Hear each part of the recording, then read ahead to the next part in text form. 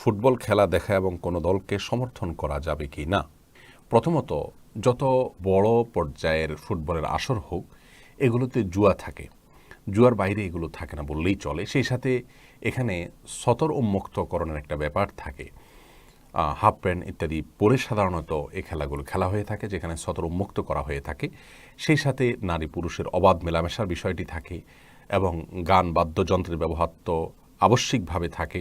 সেই সাথে সময়কে নষ্ট করা হয়। সবচেয়ে বড় বিষয় হলো ইমানদারের যে ইমানি চেতনা, সেটা নষ্ট হয় এবং সময় অপচয় হয়, সময় নষ্ট হয়। আপনি হয়তো বলবেন যে এতে তো বিনোদন হয়, নষ্ট হলো কই, কিছুটা তো অর্জন হলো। তো যদি কিছুটা আপনি মজা পান, তাহলে হারানোর পরিমাণটা তার চাইতে বহুগুণ বেশি। কারণ এর ফলে সালাতের প্রতি মনোযোগিতা নষ্ট হয়ে যায়, আল্লাহ রাব্বুল আলামিনের প্রতি আমাদের যে মনোযোগিতা সেটা নষ্ট হয়ে যায়। একজন মানুষ এই ধরনের খেলাগুলো দেখতে অভ্যস্ত তিনি এই খেলাগুলোর চরম উত্তেজনাকর মুহূর্তে জামাত শুরু হলে অনেক সময় জামাত রেখে তিনি খেলা দেখা কন্টিনিউ করেন এবং এটাই বাস্তবতা।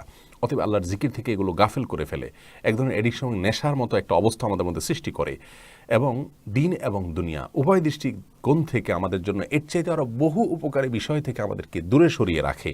সেই সাথে এগুলোর ফলে গীবত, শেকায়েত, পরনিন্দা, শত্রুতা, একে অন্যের বিরুদ্ধে লাগা এবং পক্ষ বিপক্ষ অবলম্বন করে ফেসবুকে, সোশ্যাল মিডিয়াতে বা অফলাইনে অনলাইনে মারামারি, গণ্ডগোল, ফাসাদ এগুলো হয়ে থাকে।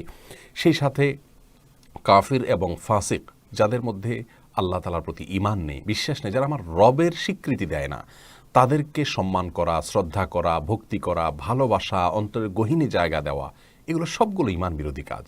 আপনি যদি খুব বেশি উদার হন, যেই উদারতার সবকটা মূলত ইবলিস এবং শয়তান দিয়ে থাকে, তাহলে সেক্ষেত্রে ঈমানদার হওয়ার কোনো সুযোগ আপনার নেই।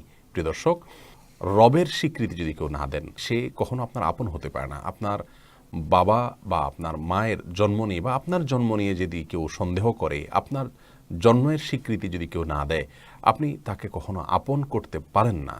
সেখানে আপনার রবের স্বীকৃতি যদি কেউ না দেন, তাকে আপনি আপন কিভাবে করেন? এই সমস্ত খেলাগুলো দেখার মাধ্যমে বিভিন্ন কাফির, অমুসলিম এবং আল্লাহ তাআলার প্রতি অবিশ্বাসীদের প্রতি এক ধরনের ভালোবাসা তৈরি হয়, যা আমাদের ঈমানের জন্য ক্ষতিকর এবং ঈমানের যে ওয়ালা বারা, এর সাথে অসঙ্গতিপূর্ণ। সেই সাথে আব্দুল্লাহ ইবনে মাসউদ রাদিয়াল্লাহু তাআলার একটি কথা আমরা এখানে উল্লেখ করতে চাই। তিনি বলেছেন, মান কাফারা সাওদা কওমিন ফাহুয়া মিনহুম, যে ব্যক্তি কোনো দলের দলভারী করে সে তাদের অন্তর্ভুক্ত হয়ে যায়।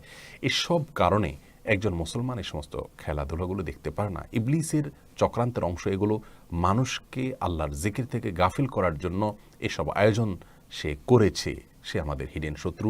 আল্লাহ রাব্বুল আলামিন তার বিষয়ে গোটা কোরআন জুড়ে আমাদেরকে সতর্ক করেছেন। বিধায় এ সমস্ত গুনাহের কাজ, যেগুলো বিনোদনের নামে আমাদের সামনে আজ উপস্থাপিত হচ্ছে এবং এগুলোর পেছনে কর্পোরেট দুনিয়ার ব্যবসায়ীদের ব্যবসায়িক এবং বাণিজ্যিক স্বার্থ সহ নানাবিধ স্বার্থ তাদের আছে। যাই হোক, সবচেয়ে বড় কথা হলো একজন ইমানদারের জন্য এতগুলো গুনাহের আয়োজন যেখানে থাকে, সেটিকে অনুসরণ করা কোনো অবস্থাতে জায়েজ নয়। আপনি নিজে শরিয়ার নীতিমালাকে অনুসরণ করে দ্বিপাক্ষিকভাবে কোনো প্রকার লেনদেন ছাড়া, জুয়া ইত্যাদি ছাড়া আপনি নিজে এক্সারসাইজ করুন মাঠে, সেটি ভিন্ন বিষয়। কিন্তু এই সমস্ত খেলা দেখা আপনার জন্য জায়েজ নয়। সৌদি আরবের ফতোয়া বিষয়ক স্থায়ী কমিটি একই ফতোয়া দিয়েছেন, অর্থাৎ এটাকে তারা হারাম বলে উল্লেখ করেছেন। আল্লাহ তাআলা আমাদেরকে বেঁচে থাকার তৌফিক দান করুন।